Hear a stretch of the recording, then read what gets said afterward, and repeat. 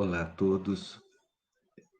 O tema da mensagem de hoje é a unção do Espírito Santo.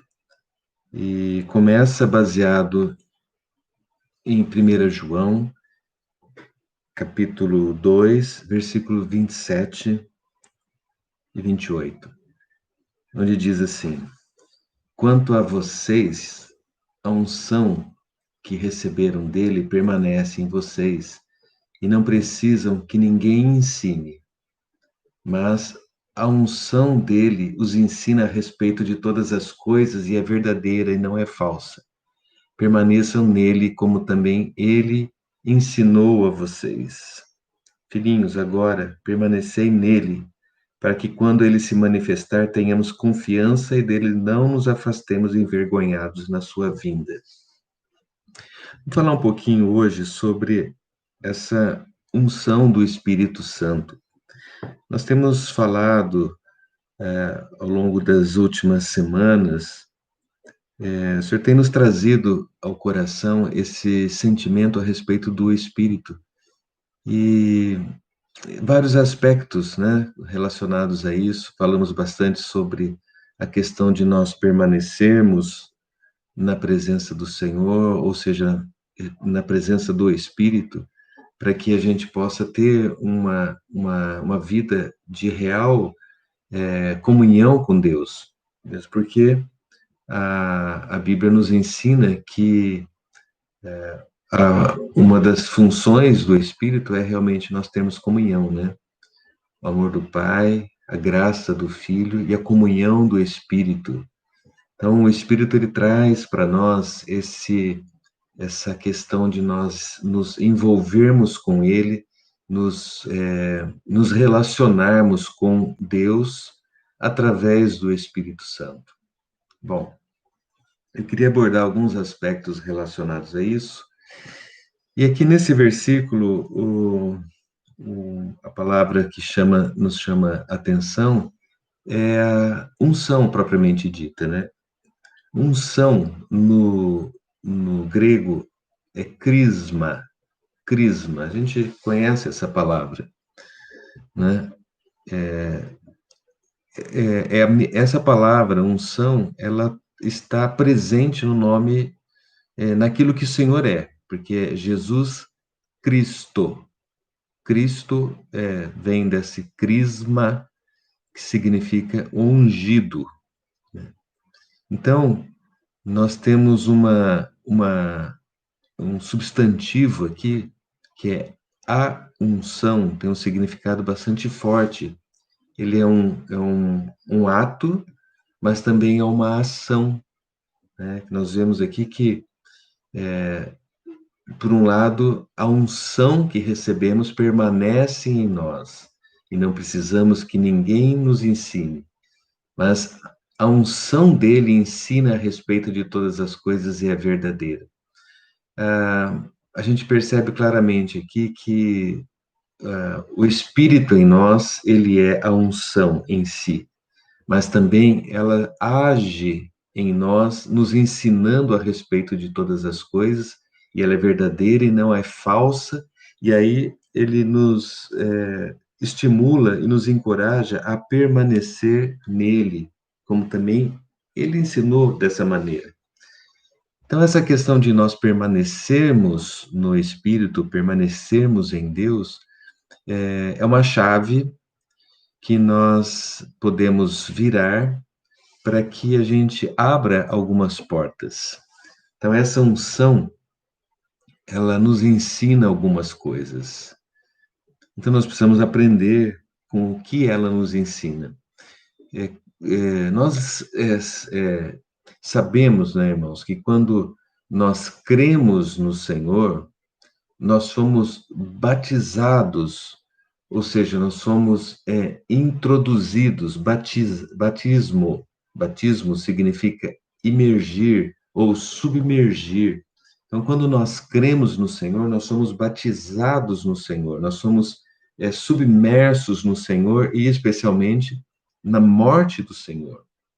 Então, quando a gente fala do batismo nas águas, ele tem esse sentido de nós imergir naquela água, né, que é a água que representa a morte do Senhor, e quando nós saímos, saímos em ressurreição. Então, quando cremos, nós somos batizados na morte do Senhor, tá? Nós somos introduzidos na morte do Senhor. E o efeito seguinte, após nós sermos submergidos ou imersos na morte do Senhor, nós somos crismados, nós somos batizados primeiro e depois nós somos crismados. Eu vou pôr entre aspas essa palavra, porque o catolicismo usa essa palavra para designar uma ação que eles promovem nos seus rituais, mas não é isso que eu estou falando. Estou usando a palavra original. Crisma significa ungido ou untado com o Espírito Santo. Então, quando nós cremos, nós somos batizados e imediatamente nós somos ungidos com o Espírito Santo. Então, isso é algo que acontece na nossa experiência de conversão, tá? Mas eu queria, então, entrar nessa questão de nós sermos ungidos com o Espírito Santo, somos crismados, né? Somos envoltos com o Espírito Santo. Bom, esse Espírito, eu queria voltar um pouquinho na história, porque nós estamos falando da nossa experiência de conversão, mas esse Espírito ele já foi prometido a nós.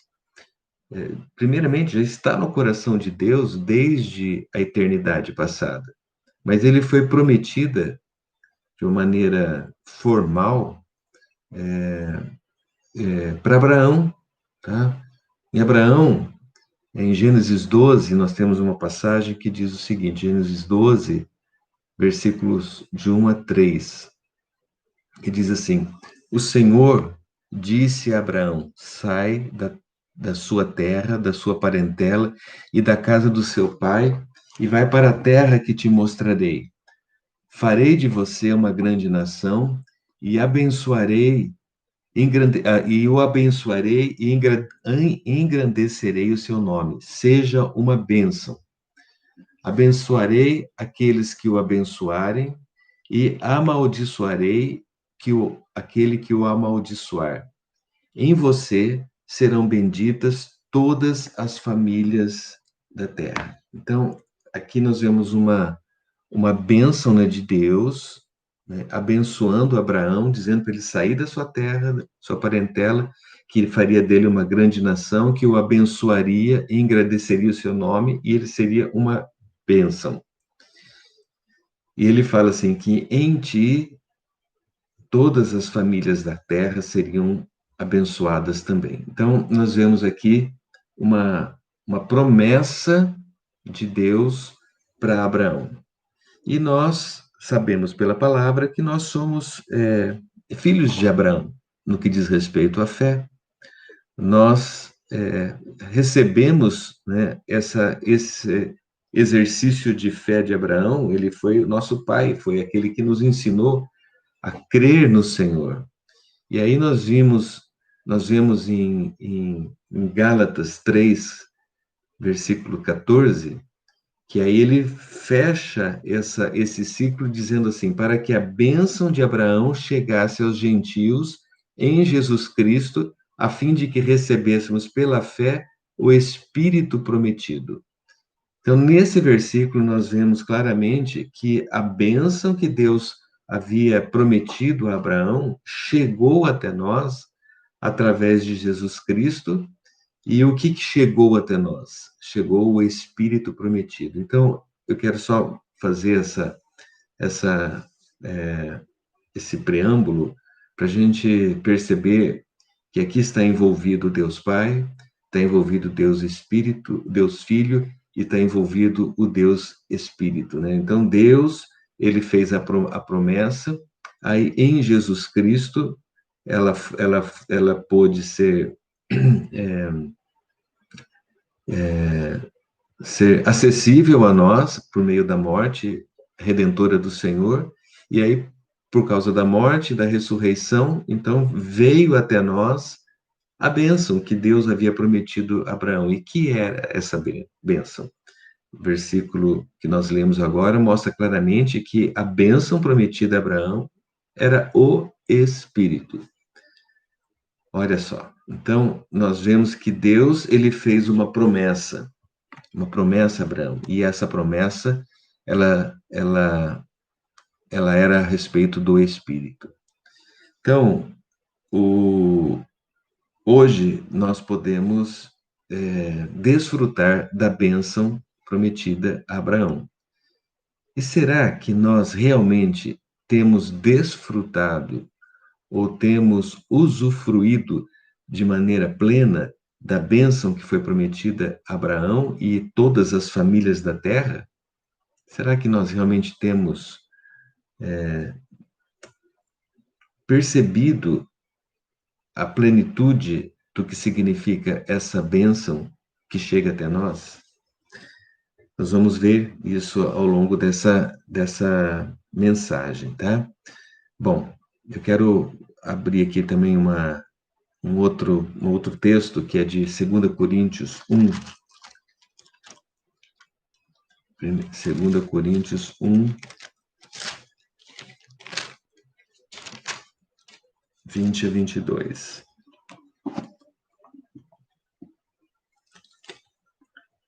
Segunda Coríntios, desculpa. 2 Coríntios 1.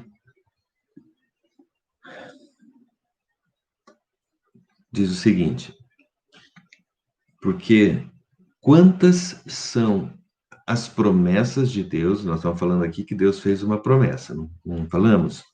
Então, esse versículo diz: quantas são as promessas de Deus, tantas tem nele o sim, porquanto também por ele é o amém para a glória de Deus por nosso intermédio.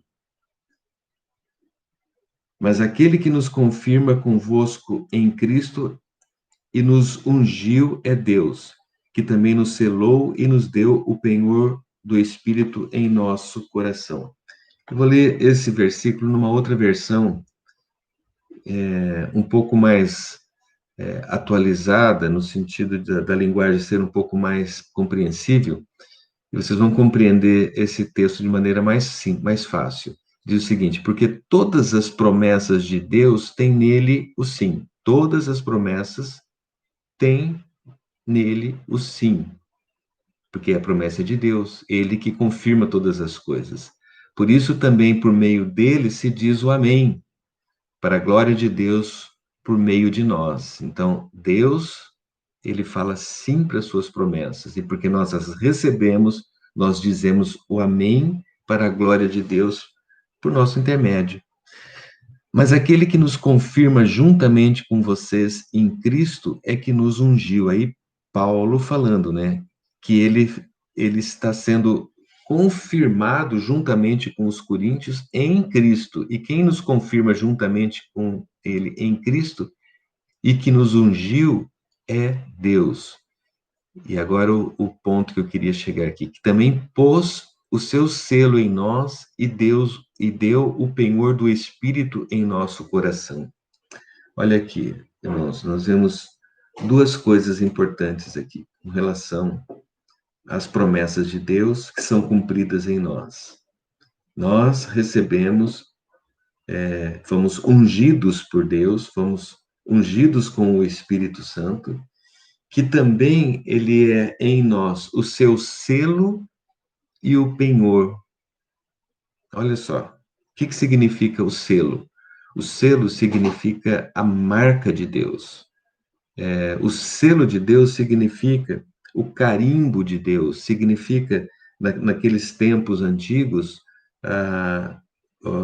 o selo era o anel do rei selando algum documento, que era como se fosse a assinatura, vamos dizer assim, né? Então, o Senhor colocou essa assinatura, pôs o seu selo em nós. Falou assim: olha, nós somos de Deus, nós fomos ungidos por Deus. Então, o Senhor já nos garantiu isso. E além de ele nos dar o seu selo, ele também nos deu um penhor. O penhor significa a garantia. Então, além da assinatura de Deus, nós também temos a garantia. E o que é o selo e a garantia de Deus? É o Espírito em nós. A marca que nós temos de que nós somos de Deus é o Espírito em nós, é o selo de Deus, a marca registrada, a assinatura de Deus, é aquilo que é a extensão de Deus em nós. É isso que significa o selo. E o penhor é a garantia. Nós, eu tenho tido uma experiência recente, ou estou tendo uma experiência ainda, há pouco tempo atrás, uns parentes nossos levantaram a questão de que nossa bisavó é italiana e que seria interessante que nós, por causa disso, adquiríssemos então a cidadania italiana. E foi feito todo um processo e com comprovações da nossa origem, etc. e tal. E aí saiu o resultado, né? Foi confirmado e foi legalmente dito que nós somos descendentes de italiano e, portanto, nós temos direito à cidadania italiana. Então, o juiz lá na Itália, que analisou todo o processo, ele pegou, assinou o laudo final, a declaração final de que nós somos cidadãos italianos. Então, aí tem um selo, teve uma assinatura. E aí, o resultado disso é que nós vamos tirar um passaporte. Então, aí o passaporte vem para nós como uma garantia de que nós podemos entrar naquele país de maneira sem problemas. Então, você vê, é uma figura, mas a gente pode entender aí o selo e o penhor. O penhor é a garantia. E tanto um quanto o outro é o Espírito em nós. Irmãos, coisa maravilhosa, né? Que o Senhor, ele foi dado como selo e como garantia. Naquele dia, quando nós nos encontrarmos com o Senhor, né, ele vai olhar para nós, ele vai olhar em cada um de nós e vai ver o selo e a garantia, para nós podermos entrar na sua presença, entrar no gozo eterno. Nada pode tirar isso de nós, irmãos. Nada. Porque é uma garantia eterna. Nós vimos naquele versículo para trás que em todas as promessas, Deus tem nele o sim. Ele já nos deu, ele já nos garantiu, ele prometeu e nós recebemos esse Espírito. É nosso. E eu quero enfatizar esse aspecto de que não é simplesmente algo que nós recebemos como algo externo a nós, mas é algo interno, que esse selo, ele é um selo indelével, ele não deforma, ele não sai, ele não apaga. Nós, por toda a eternidade, estamos selados com o Espírito Santo. Que isso seja um motivo de confiança na sua vida, que seja um motivo de desenvolver mais a sua fé e muito mais o seu comprometimento com as coisas de Deus. Porque Deus é fiel naquilo que ele prometeu. Deus, ele sempre foi fiel nas suas promessas.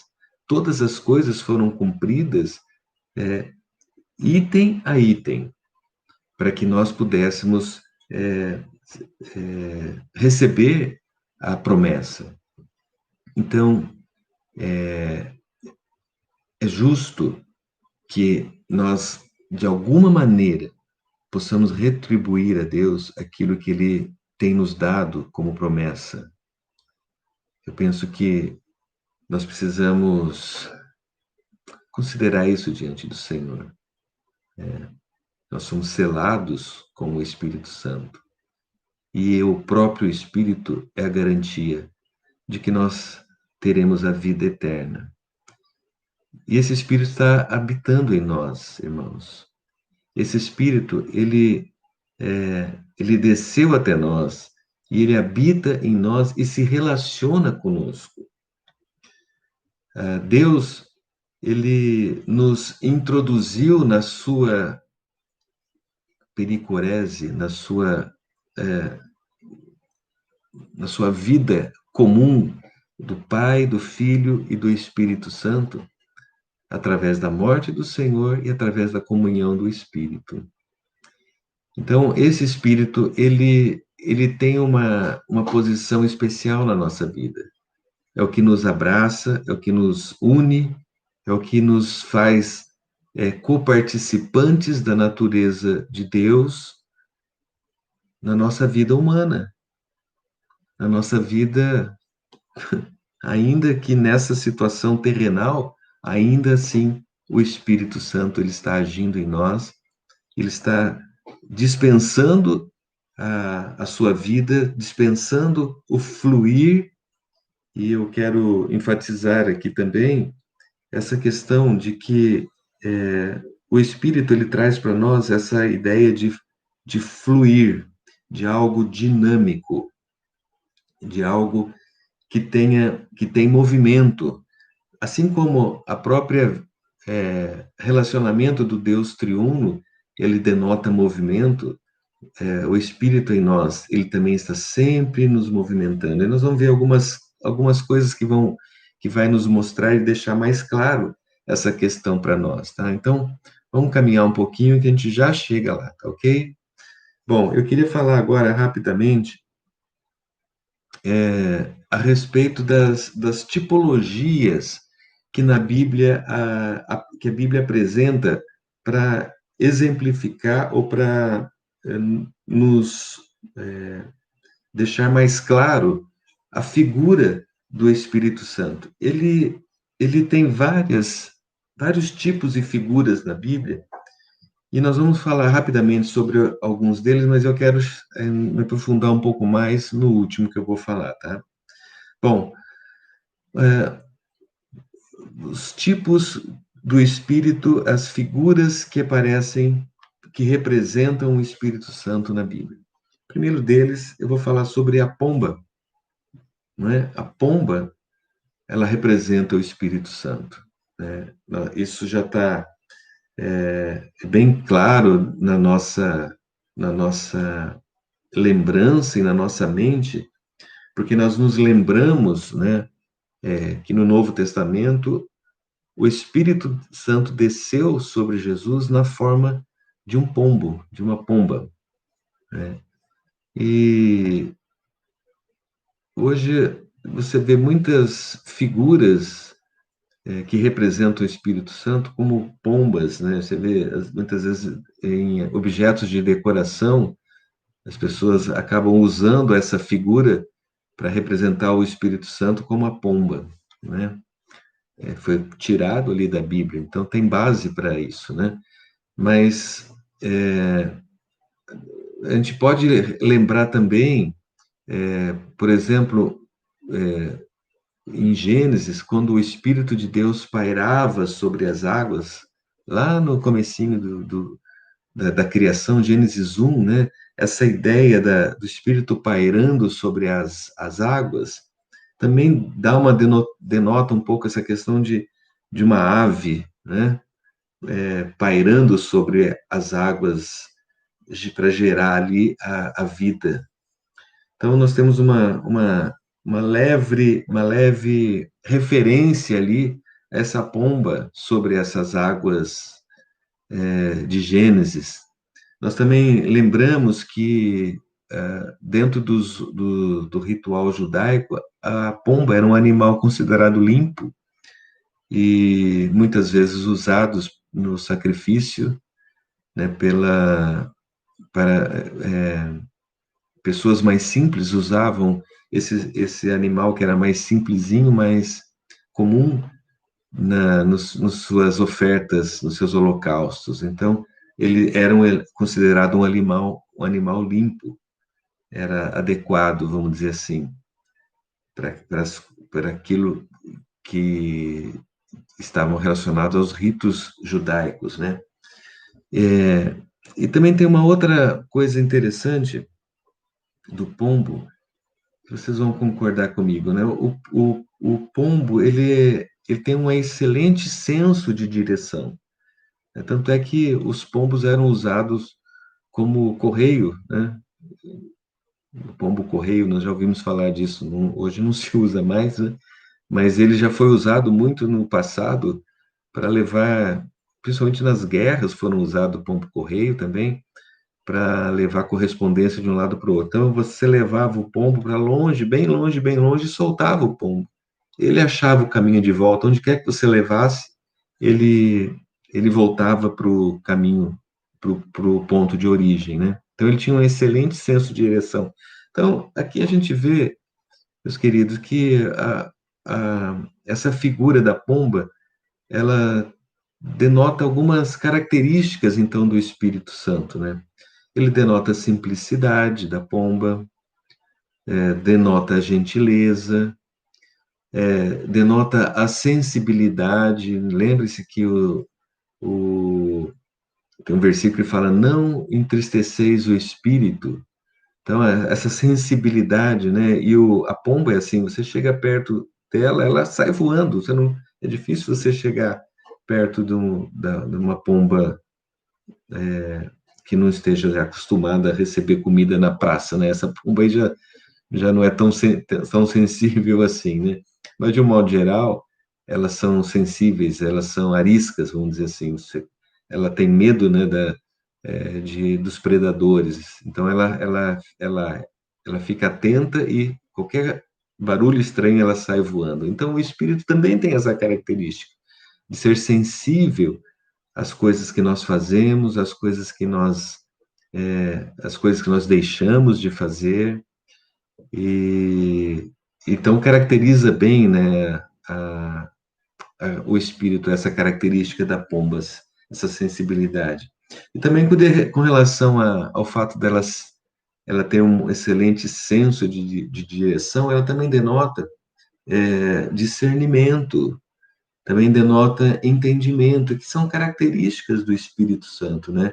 Ele vem para nos dar discernimento, né? O homem espiritual discerne todas as coisas, ele identifica, quando nós estamos no Espírito, nós temos uma visão de discernimento, né? De entendimento, o Espírito nos ensina todas as coisas. Então, isso tudo são características bíblicas para nós entendermos o Espírito Santo, né, como pomba. Também o Espírito, ele é representado pelo ar.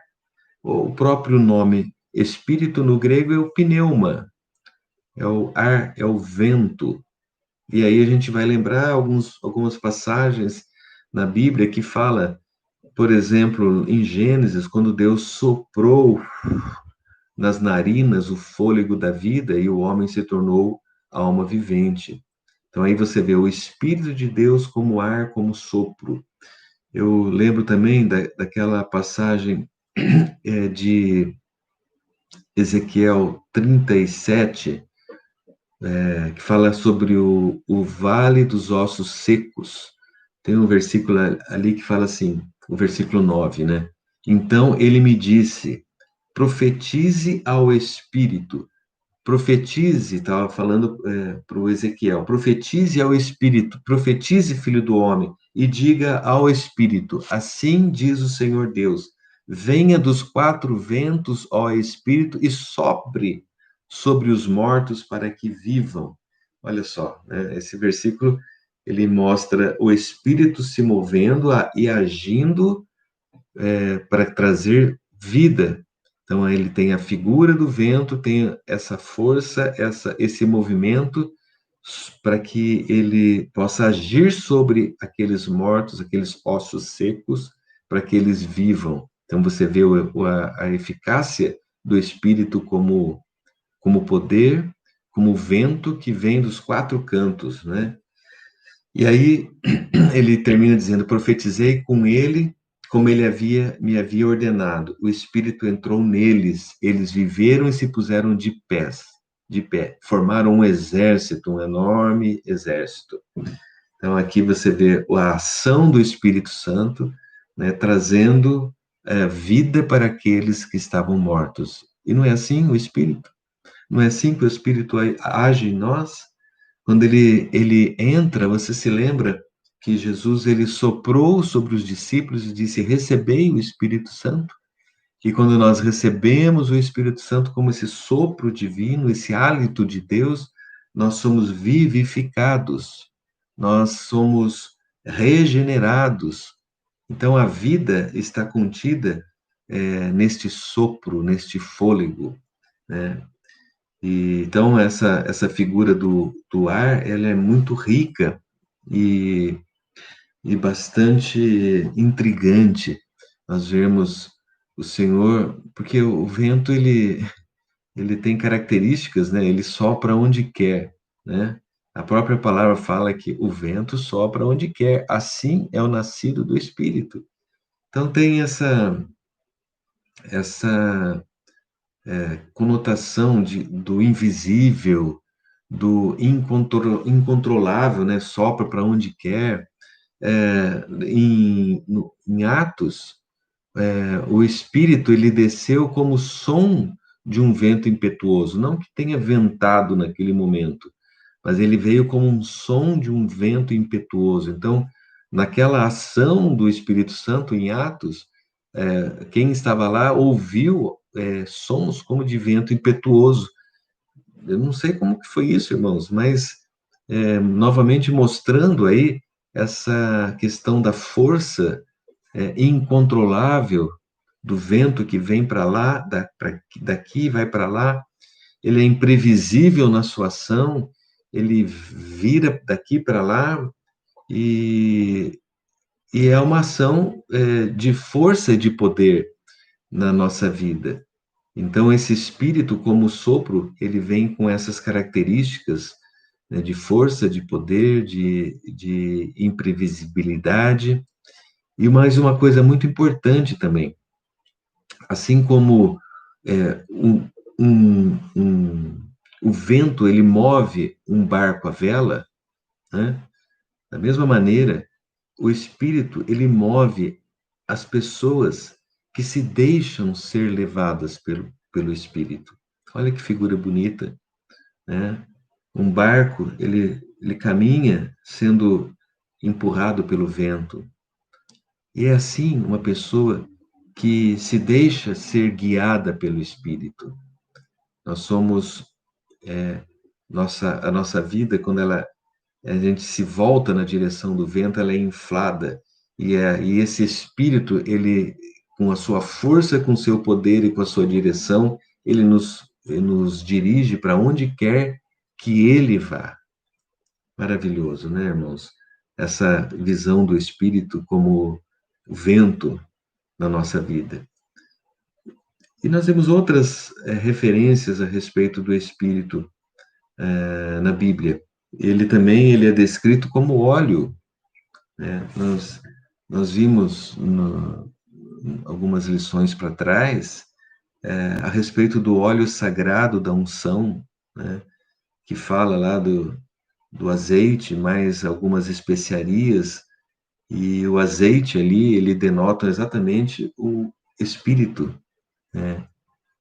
A unção está, a própria palavra unção, ela está relacionado à questão do óleo, porque a unção significa realmente besuntar de óleo, né? E então, por isso a figura do óleo representa o espírito e vice-versa, né? Mas o óleo, ele tem outras funções também. Na própria palavra, o óleo, ele era usado como combustível para as lâmpadas, ou seja, a queima deste óleo ilumina. Então, o Senhor também, como Espírito, ele é aquele que vem nos iluminar. Deus é luz. Deus é luz. mas essa luz ela vem através do Espírito em nós. Nós não conseguimos é, enxergar ou contemplar a, a luz direta de Deus, porque Deus habita em luz inacessível. Mas essa luz, ela chega até nós por meio do Espírito Santo. Então, o queimar do Espírito em nós, ele traz para nós iluminação. Então, o óleo também tem essa função, né? O Espírito tem essa função de iluminação nas nossas vidas. Na palavra, também, o óleo, ele tem a finalidade de alimento. Então, o Espírito também tem a capacidade de nos alimentar, de nos suprir, né? Nós vemos lá a mulher que estava sem alimento e ela e o profeta mandou trazer vasilhas e foi enchendo de azeite, enchendo de azeite, enchendo de azeite, e ela pôde vender aquele azeite e alimentar a sua casa. O próprio azeite em si é alimento para nós, né? Então o espírito ele tem essa característica de alimento. Outra característica e outra função do óleo nas escrituras é a tratamento e cura de doenças. Tem várias passagens que mostram ungindo e passando óleo nas feridas para cura. Então, o Espírito Santo ele também tem essa característica de ser aquele que cura as nossas feridas, que unta, né, as nossas feridas.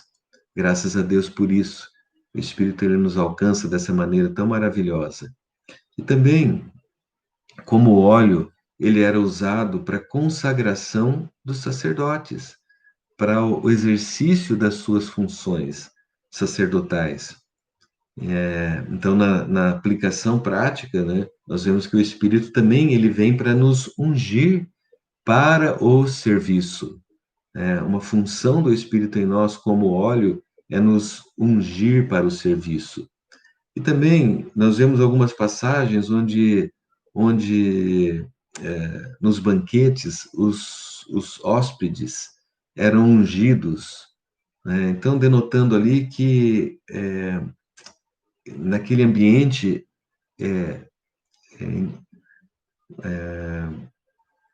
era alegria estava presente, mostrando que o Espírito também ele traz para nós alegria, pois um dos frutos do Espírito é alegria, né? Então, até na questão da nossa alma, das nossas emoções, o Espírito ele também pode agir.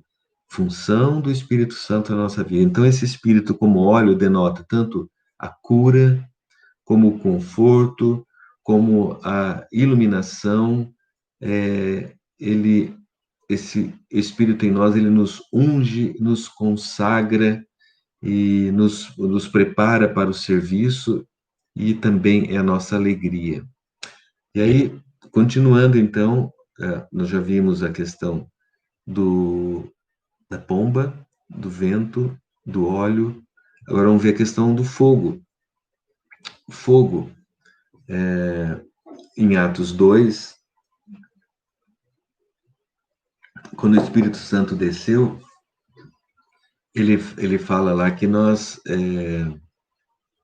eles ouviram sons como de vento impetuoso, mas também eles viram línguas como que de fogo, não que fossem línguas de fogo, mas eles também viram algo que eles identificaram como línguas como que de fogo. Então aí a gente vê também na descida do Espírito Santo em Atos 2, duas características do Espírito foram reveladas ali, que é o do vento e do fogo. Então, as características do vento nós já vimos, característica do fogo nós vamos ver aqui agora.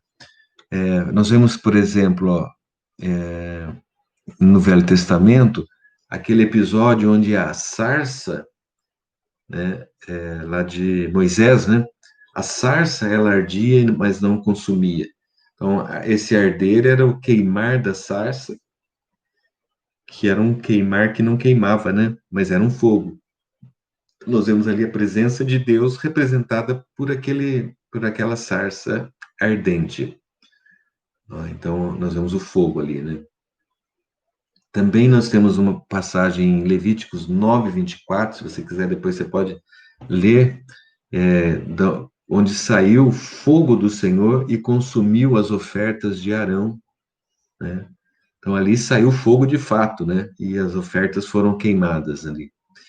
A outra passagem que fala de fogo é Êxodo, quando o povo ele saiu no deserto e que de noite eles eram protegidos ali por aquela coluna de fogo, né? Certamente os inimigos tinham muito pavor daquela coluna de fogo, né? Que iluminava e ao mesmo tempo protegia eles.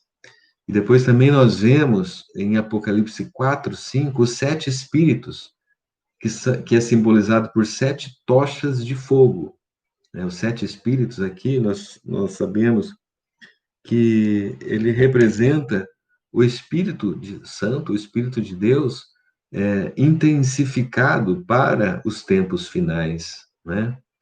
Então, ali nós vemos os 7 espíritos representados por 7 tochas de fogo. Então, o fogo, ele era um sinal claro da presença do Espírito Santo.